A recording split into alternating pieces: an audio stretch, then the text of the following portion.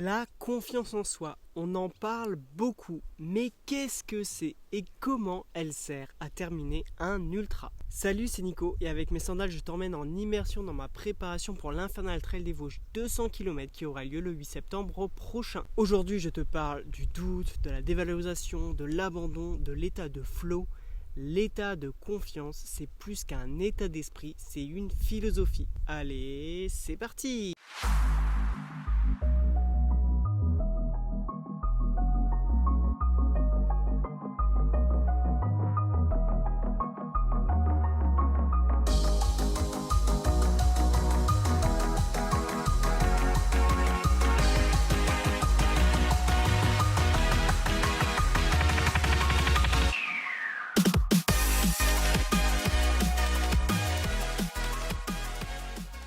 Avant de commencer, juste un petit instant promo, je m'appelle Nicolas, je suis coach et animateur en entreprise pour le bien-être et la performance. Mon but c'est de former aux outils de la préparation mentale en favorisant le jeu et l'aventure. Tu peux retrouver mes différentes formules directement sur mon site internet, voir le lien dans la description.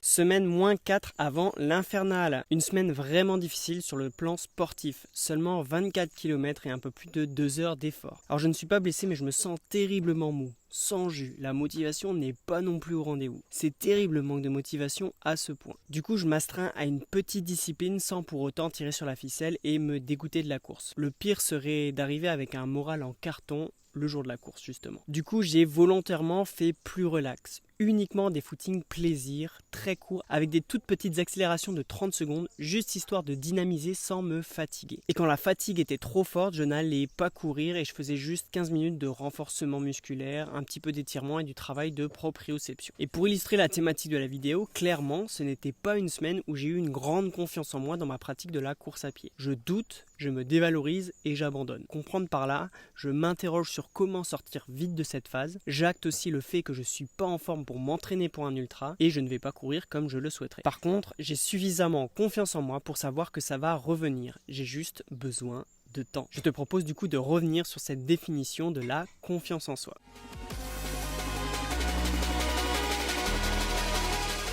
L'état de confiance en soi, c'est vraiment l'état qui traduit au mieux le parfait équilibre bien-être performance. J'en ai parlé de cet équilibre dans l'une de mes précédentes vidéos que je t'invite à regarder car elle pose les bases de ce que je transmets à travers mes coachings. L'état de confiance en soi, on en parle souvent, que ce soit dans la vie de tous les jours, dans le milieu pro ou dans le sport. On parle souvent de la travailler, mais la confiance en soi est tellement large, tellement vague, elle englobe tellement de notions différentes qu'il est difficile de la définir. Parfois tu as confiance, parfois tu ne l'as plus. C'est un équilibre fragile et ça se joue parfois à pas grand chose. D'ailleurs, pourquoi on a des pertes ou des manques de confiance en soi? Les causes, elles sont multiples. Si on prend rien que l'exemple de la course à pied, parfois tu peux perdre confiance car un stress vient te paralyser. Parfois tu as peur de l'échec et ça te bloque. Parfois tu perds ta motivation, tu te demandes pourquoi tu cours, tu es peut-être en manque d'objectifs stimulants et tu perds la confiance. Parfois tu es tout simplement fatigué, émotionnellement tu n'as pas la tête à la course, ce qui implique une chute de confiance momentanée. Parfois tu te sens nul et tu te dis que tu n'y arriveras jamais.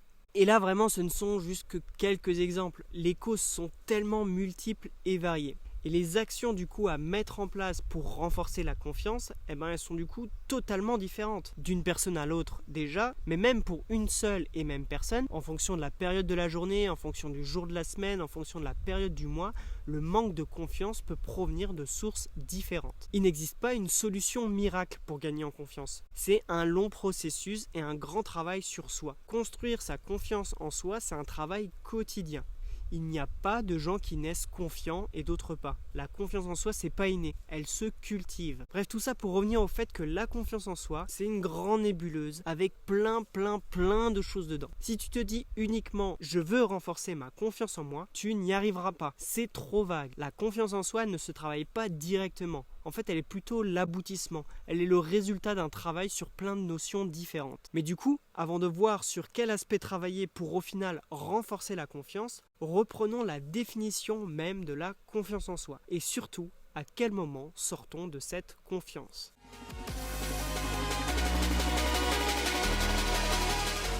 La définition de la confiance en soi est la suivante. Être sûr de réussir ce que tu fais. Être sûr de réussir ce que tu fais. Et en regardant cette définition, tu peux voir qu'il y a 3 verbes. Être sûr, réussir et faire. 3 verbes, 3 négations possibles, 3 façons de sortir de cet état de confiance en soi. L'état de confiance en soi est fragile. Par exemple, la négation sur le être sûr. Ne pas être sûr de réussir ce que tu fais. En gros, tu doutes. La deuxième négation sur le réussir. Être sûr de ne pas réussir ce que tu fais. En gros, tu te dévalorises. La négation sur le faire, être sûr de réussir ce que tu ne fais pas, en gros, tu abandonnes. Et tu vas voir qu'on peut très vite basculer dans une de ces négations. D'ailleurs, on le fait à longueur de journée. Et c'est normal et c'est tout à fait sain. Pour savoir si tu as confiance en toi, tout va dépendre de ta réaction face à ces doutes, ces dévalorisations, ces abandons. Soit tu te laisses submerger par eux et tu t'enfermes dans une spirale négative, soit tu les utilises pour progresser et renforcer jour après jour ta confiance. Je te propose de revenir sur chacune de ces négations pour mieux comprendre l'aspect confiance en soi.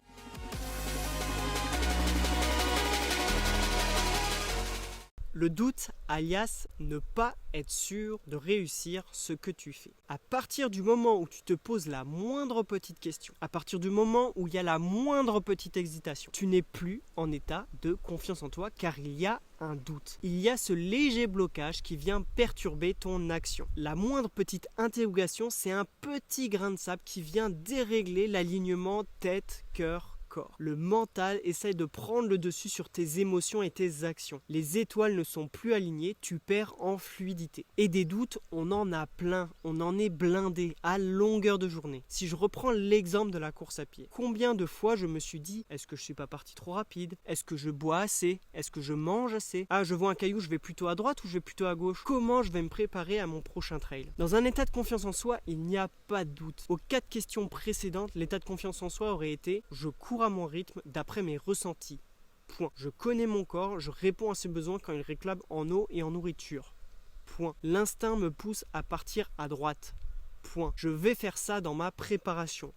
Point. Alors bien sûr, pour arriver à ce niveau-là, cela demande de maîtriser la pratique de la course à pied. Cela ne se fait pas du jour au lendemain. Comme je le disais plus tôt, la confiance en soi, ça se travaille. Et pour ne plus douter, il a forcément fallu passer par du doute. Il a fallu passer par des échecs pour gagner en maîtrise et petit à petit supprimer les grains de sable qui enrayent la machine. Il est normal de douter, surtout quand tu veux progresser. Lorsque tu es confronté à de l'inconnu, c'est normal et même sain de douter. Foncer tête baissée serait même de l'inconscience ou de la bêtise. Ce qui va faire la différence, c'est ta réaction face au doute. Quelqu'un en confiance de manière générale n'est pas quelqu'un qui ne doute jamais. C'est quelqu'un qui ne laisse pas le doute le submerger et le bloquer. La personne en confiance, elle accepte de douter, du coup de ne pas être tout le temps en état de confiance. Et cette personne, elle prend les questions une à une. Elle y répond, elle ne revient pas constamment dessus et elle s'en sert comme une force pour progresser et renforcer jour après jour sa confiance.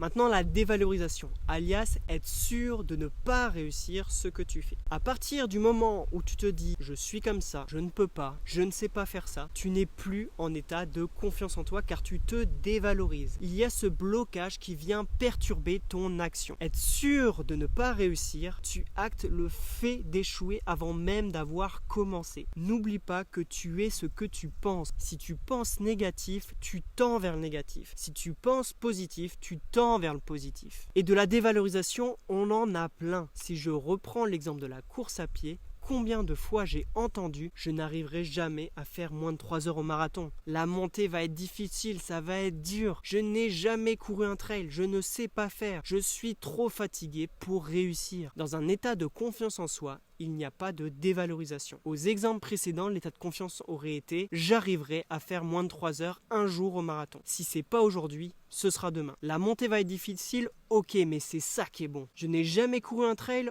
ok, c'est l'occasion d'apprendre. Je suis fatigué, mais rien ne m'empêche d'avancer lentement. Or bien sûr, l'idée ce n'est pas non plus de se voiler la face, de faire la politique de l'autruche. La dévalorisation a son côté positif car il permet de se remettre en question. Seulement, il y a un temps pour la faire, cette remise en question, et il y a un temps pour foncer et se dire que tout est possible à condition de s'en donner les moyens. Le premier moyen pour réussir, c'est de s'y mettre et d'y croire. Il est normal d'avoir de la dévalorisation, surtout après un échec. Dans tout échec, ou réussite d'ailleurs, il y a des points à améliorer. Acter la dévalorisation, là-dessus je n'ai pas été bon, je peux faire mieux, c'est ce qui te permet de progresser tous les jours. Ce qui va faire la différence, c'est ta réaction face à la dévalorisation. Quelqu'un en confiance de manière générale, ce n'est pas quelqu'un qui ne se dévalorise jamais, c'est quelqu'un qui ne laisse pas la dévalorisation le submerger et le bloquer. La personne en confiance, elle accepte d'échouer, du coup de ne pas être tout le temps en confiance, elle se remet en question, elle apprend, elle ajuste et elle continue d'avancer. Et elle s'en sert comme une force pour progresser et renforcer jour après jour sa confiance.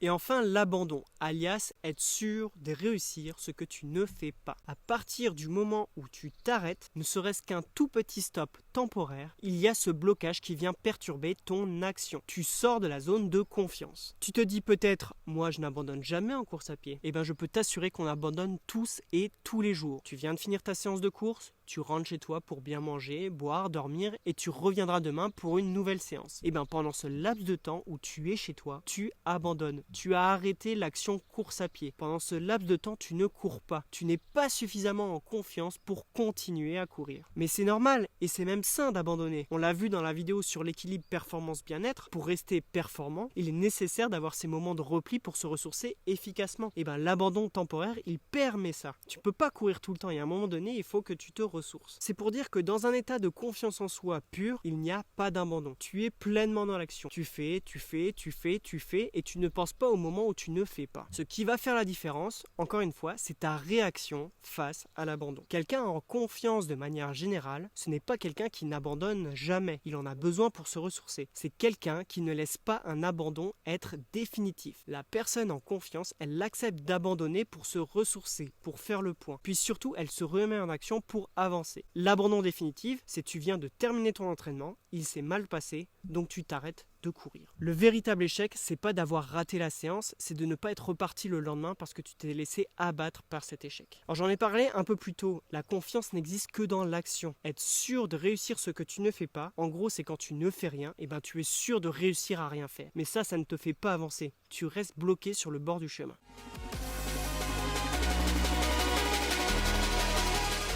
L'état de flow, c'est l'état de confiance en soi pur. C'est le moment où tu ne doutes pas, tu ne te dévalorises pas, tu n'abandonnes pas pendant une longue période. En gros, tu fais, tu sais quoi faire, l'action est tellement ancrée en toi que tu n'as pas besoin d'y réfléchir. Cet état de flow, il ne peut être que temporaire, mais il est tellement incroyable. Cet état-là, tu ne peux pas l'atteindre sans travail au préalable. Cela demande vraiment de maîtriser ce que tu es en train de faire. Donc d'avoir douté plusieurs fois avant, d'avoir échoué plusieurs fois avant, d'avoir appris de tes erreurs plusieurs fois avant, d'avoir recommencé encore et encore. Et pourquoi tu continues ? Car tu sais qu'en finalité, tu vas réussir. Car de manière générale, tu as confiance en toi. Peu importe le chemin, peu importe le temps que ça va prendre, tu sais que tu tends vers de la réussite. Et quand finalement tu es dans cette maîtrise et que tu atteins un état prolongé de confiance en soi, sans doute, sans dévalorisation, sans abandon, en sport on appelle ça souvent le flow ou être dans la zone. Tout est fluide, pas forcément facile, mais tout ce que tu tentes réussit. Tu t'adaptes super vite, tu prends la bonne décision sans t'en rendre compte. Ça semble presque inné, tu te sens léger, tu flottes. C'est comme être sur une autre planète. Et cet état-là, les sportifs de haut niveau cherchent à l'atteindre le jour J de la compétition. Sauf que ce qui est paradoxal, c'est que quand tu le recherches, cet état de flow, tu ne le trouves pas. Car si tu cherches, tu t'interroges. Et si tu t'interroges, tu as forcément du doute, donc tu sors de l'état de flow. C'est toute la complexité de la confiance en soi. Donc ne cherche pas absolument à atteindre cet état de confiance, cet état de flow. C'est la meilleure façon d'échouer. Concentre-toi plutôt sur les différentes notions qui composent la confiance et sans t'en rendre compte, tu vas tendre vers cet état.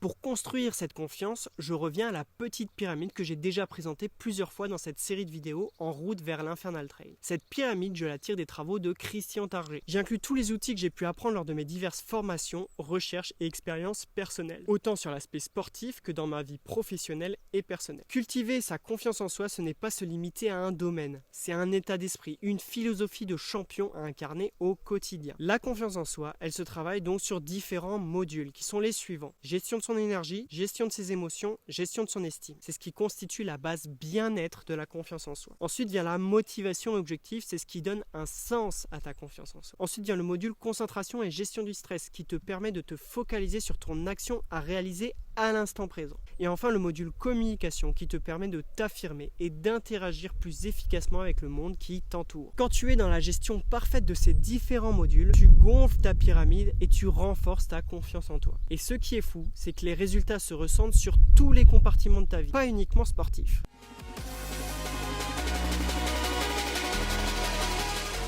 Pour me donner le plus de chances de réussir mon infernal, j'ai travaillé sur ces différents aspects de la confiance en soi. J'ai commencé à partager une partie de mon travail dans cette série de vidéos en route vers l'infernal. Je suis également en train de finaliser une formule avec quelques coureurs pendant l'été pour les accompagner dans leurs projets sportifs. Après mon infernal, je communiquerai un peu plus dessus, mais d'ici là, si tu es intéressé, je t'invite à me contacter par message personnel pour en avoir plus d'informations, que ce soit sur les divers réseaux sociaux, Instagram, Facebook, TikTok, YouTube ou mon site internet Nico Angers Coaching. Bien, on arrive à la fin de cette vidéo. Merci d'avoir regardé jusqu'au bout. J'espère que le contenu t'a intéressé et inspiré. Si c'est le cas, pense à mettre un petit pouce en l'air et à partager. En attendant, je te dis à la semaine prochaine.